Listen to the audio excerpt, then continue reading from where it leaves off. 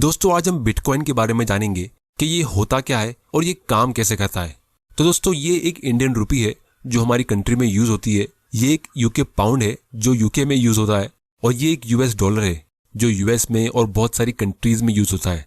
उसी तरह ये बिटकॉइन है जो एक करेंसी है और ये भी कुछ कंट्रीज में यूज हो रहा है। अब इस इंडियन रुपी से हम ट्रांजैक्शन कर सकते हैं और हम इसे एक्चुअली में फिजिकली टच भी कर सकते हैं, लेकिन ये बिटकॉइन को हम टच नहीं कर सकते। ये पूरी ऑनलाइन करेंसी है और इसीलिए इसको क्रिप्टो करेंसी कहा जाता है कि ये फिजिकली एग्जिस्ट नहीं करता, ये सिर्फ डिजिटल फॉर्म में ही है, यानी क्रिप्टो फॉर्म में। जैसे पहले जमाने में लोगों के पास कंपनी के शेयर सर्टिफिकेट होते थे, लेकिन अब हमारे पास मोबाइल ऐप में शेयर्स होते हैं। तो उसी तरह अगर आपके पास 1 लाख रुपए है तो आपको उस 1 लाख रुपए के नोट्स रखने की जरूरत नहीं है। आप अपने मोबाइल ऐप में किसी बैंक में 1 लाख रुपए रख सकते हो और मोबाइल ऐप से ही ट्रांजैक्शन कर सकते हो। तो इसी तरह ये बिटकॉइन एक ऐसी करेंसी है जो सिर्फ ऑनलाइन फॉर्म में है।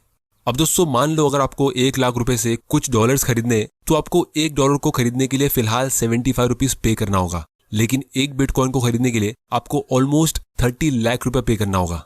तो अब सवाल ये उठता है कि इस करेंसी की वैल्यू इतनी ज्यादा बढ़ी कैसे। तो इसके लिए हमें ये समझना होगा कि ये बिटकॉइन इन्वेंट कैसे हुआ और ये काम कैसे करता है। तो अब दोस्तों इमेजिन करो कि एक क्लास में 50 बच्चे और उन बच्चों को टीचर ने एक मैथ्स का एक क्वेश्चन पूछा कि जो बच्चा सबसे पहले उसका जवाब देगा उसे एक रिवॉर्ड पॉइंट मिलेगा। अब जिस तरह जब आप कोई क्रेडिट कार्ड से शॉपिंग करते हो तो आपको पे बैक पॉइंट्स मिलते हैं, या फ्लिपकार्ट से शॉपिंग करने पे आपको ऐसे सुपर कॉइन्स मिलते हैं, या कोई और जगह से शॉपिंग करने पे आपको उनके पॉइंट्स मिलते होंगे जिसे जमा करने पे आप फ्यूचर में और शॉपिंग कर सकते हो। तो उसी तरह जो लोग बिटकॉइन के ट्रांजैक्शन को कंप्लीट करने के लिए उसकी मैथ की प्रॉब्लम सॉल्व करते, जिनको हम माइनर्स कहते, तो उनको एज ए रिवॉर्ड बिटकॉइन मिलता है।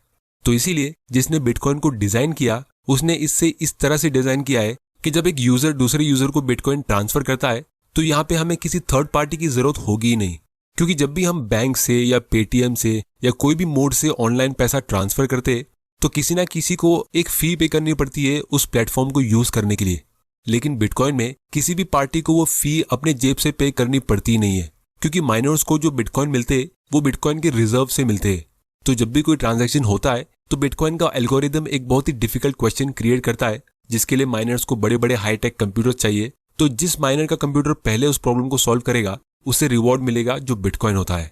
लेकिन दोस्तों प्रॉब्लम ये है कि अगर ये रिवॉर्ड पॉइंट कोई एक्सेप्ट ही नहीं करेगा तो ये माइनर्स इतनी मेहनत और इतने इन्वेस्टमेंट करेंगे ही क्यों।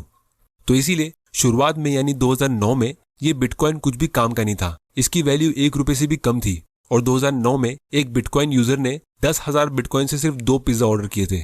लेकिन अभी एक बिटकॉइन की वैल्यू 30 लाख के ऊपर है। लेकिन दोस्तों अब सवाल ये उठता है कि क्या ये बिटकॉइन एक्चुअली में इतना वैल्यूएबल है। तो अब हम इसको समझने की कोशिश करते हैं। तो दोस्तों पैसों का मेन यूज होता है कि आप इसके जरिए वैल्यू को एक्सचेंज या स्टोर कर सकते हो।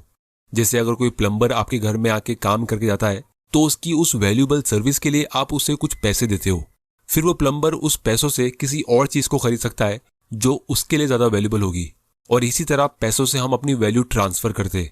अब दोस्तों अगर आप हम इंसानों की हिस्ट्री रीड करोगे तो हम इस वैल्यू को अलग अलग तरीके से स्टोर और एक्सचेंज करते आ रहे हैं। जैसे एक जमाने में लोग गोल्ड यूज करते थे, एक जमाने में लोग नमक, गेहूं, शेल्स और ऐसी चीजें यूज करते थे। लेकिन जहां बात आती है पैसों की तो इसमें एक छोटी सी प्रॉब्लम है। वो ये कि जब से हम इंसान इस दुनिया में रहते तब से लेकर 100 साल पहले तक हम हमेशा किसी चीज पे भरोसा करते थे वैल्यू को एक्सचेंज करने के लिए और उसे स्टोर करने के लिए, जैसे हमने अभी डिस्कस किया इन सब चीजों पे। लेकिन रिसेंटली ये भरोसा लोग किसी चीज के बदले किसी एक पार्टी पे करने लगे, यानी जो इस नोट को छापती है, यानी हमारी गवर्नमेंट। और इसीलिए हमें रिसेंटली कुछ प्रॉब्लम्स देखने मिल रही है, क्योंकि अगर हम किसी एक पार्टी को नोट छापने का पावर दे रहे हैं तो हम बेसिकली उस एंटिटी को सारा पावर दे रहे हैं। तो जब वो एंटिटी उस पावर को यूज करेगी तो हो सकता है कि वो उसे ईमानदारी से यूज ना करे, या किसी के फेवर में ज्यादा यूज करे या किसी के फेवर में थोड़ा कम। जैसे हम सबको पता है कि 2008 में एक बहुत बड़ा मार्केट क्रैश हुआ था, लेकिन इसका एक्चुअल रीजन बहुत ही कम लोगों को पता होगा।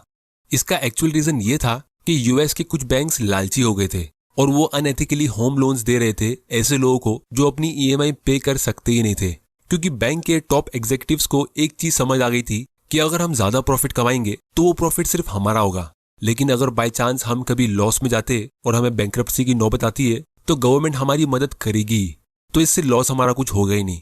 इसीलिए जब मार्केट क्रैश हुआ तो यूएस के सेंट्रल बैंक ने $1 ट्रिलियन प्रिंट किए और बहुत सारी कंपनीज को डूबने से बचाया। तो वो कंपनीज तो बच गई, लेकिन नुकसान मिडिल क्लास लोगों का हो गया। अब आप पूछोगे कि इसमें हम लोगों का नुकसान कैसे हुआ। तो दोस्तों, जब भी गवर्नमेंट नोट्स प्रिंट करती है तो उससे इन्फ्लेशन बढ़ता है, यानी महंगाई बढ़ती है, और जो लोग सेविंग्स करते हैं उनका परचेसिंग पावर कम होता है। मतलब उनके हाथ में पैसे उतने ही रहेंगे, लेकिन दिन पे दिन वो कम चीजों को खरीद पाएंगे। तो इसीलिए जब भी कोई पावर किसी एक एंटिटी के हाथ में आएगा तो करप्शन के चांसेस भी बढ़ेंगे, और कुछ स्मार्ट लोग उसका फायदा उठा के निकल जाएंगे, और मिडिल क्लास लोग उसका नुकसान भरते रह जाएंगे। तो इसीलिए बिटकॉइन का सबसे बड़ा बेनिफिट ये है कि जो इसको सपोर्ट करते हैं वो इसे पीपल्स करेंसी मानते हैं। इसको कोई भी गवर्नमेंट और ज्यादा प्रिंट नहीं कर सकती, ना ही कंट्रोल कर सकती है। इसका जो भी प्राइस ऊपर नीचे हो रहा है ये लोगों के खुद के डिमांड और सप्लाई से हो रहा है, क्योंकि इसकी एक लिमिट सेट की गई है कि ये बिटकॉइन 21 मिलियन ही रहेंगे। तो गवर्नमेंट सिर्फ और सिर्फ इसको बैन कर सकती है। लेकिन अब बहुत सारे लोग इसे ऑलरेडी यूज कर रहे हैं ट्रांजैक्शन करने के लिए, और अगर आप चाहो तो आप अपनी खुद की एक क्रिप्टो करेंसी बना सकते हो, और उसको भी आप लेन देन के लिए यूज कर सकते हो अगर लोग उसे पेमेंट के लिए एक्सेप्ट करते हैं तो। लेकिन जब ऑलरेडी बिटकॉइन सक्सेसफुल हो चुका है और उसे कुछ कंट्रीज एक्सेप्ट भी कर रही है, तो लोग किसी नई करेंसी को यूज करेंगे क्यों। इसीलिए बिटकॉइन की वैल्यू सबसे ज्यादा इसलिए बढ़ी है क्योंकि वो सबसे पहली करेंसी थी। लेकिन अगर कल को कोई दूसरी करेंसी लोग ज्यादा डिमांड करने लगेंगे तो इसकी वैल्यू गिर सकती है। तो इसीलिए एज एन इन्वेस्टमेंट ये रिस्की हो सकता है, क्योंकि हमें नहीं पता कल इसकी वैल्यू क्या होगी। लेकिन एज ए टेक्नोलॉजी ये बहुत ही बढ़िया है, क्योंकि इससे एक्चुअली में एक रियल प्रॉब्लम सॉल्व हो रही है। तो इसीलिए आप इस टेक्नोलॉजी को देख सकते हो कि ये काम कैसे करती है और इससे ट्रांजैक्शन कैसे होते हैं। तो दोस्तों, अब हम ये समझते हैं कि आप बिटकॉइन बाय कैसे कर सकते हो। तो इंडिया में 2018 में आरबीआई ने बिटकॉइन को कम्प्लीटली बैन किया था, लेकिन अभी उन्होंने बैन लिफ्ट कर दिया है, और इसीलिए अब हमारे पास बहुत सारे क्रिप्टो एक्सचेंज और मोबाइल ऐप्स आ गए हैं जहां से हम बिटकॉइन और दूसरी क्रिप्टो करेंसी बाय कर सकते हैं। इनमें से एक है कॉइनस्विच कुबेर, जो इंडिया के सबसे बड़े क्रिप्टो एक्सचेंजेस में से एक है। सिर्फ 11 महीनों में ही 60 लाख से ज्यादा लोगों ने इनके साथ रजिस्टर कर दिया है। इस ऐप से आप 75 से भी ज्यादा क्रिप्टो करेंसी खरीद सकते हो, और इनका केवाईसी प्रोसेस काफी फास्ट है, और यहाँ पे आप 100 रुपए से भी शुरुआत कर सकते हो। इनके सिंपल यूआई की वजह से बिटकॉइन खरीदना काफी आसान हो गया है। जैसे आप ऑनलाइन फूड ऑर्डर करते हो, और आप अपने डिपॉजिट और विड्रॉल्स भी इंस्टेंटली कर सकते हो, और इनके साथ साइन अप करने पे आपको 50 रुपए के बिटकॉइन फ्री में मिलेंगे। और अगर आपको क्रिप्टो करेंसी के बारे में ज्यादा जानना है तो आप इनके यूट्यूब चैनल पे विजिट कर सकते हो। इन सब का लिंक आपको नीचे डिस्क्रिप्शन में मिल जाएगा। और दोस्तों, अगर आपको 2008 के मार्केट क्रैश के बारे में डिटेल में जानना है तो आप मुझे नीचे कमेंट करके बताओ, हम आने वाले वीडियो में उसे डिटेल में कवर करेंगे।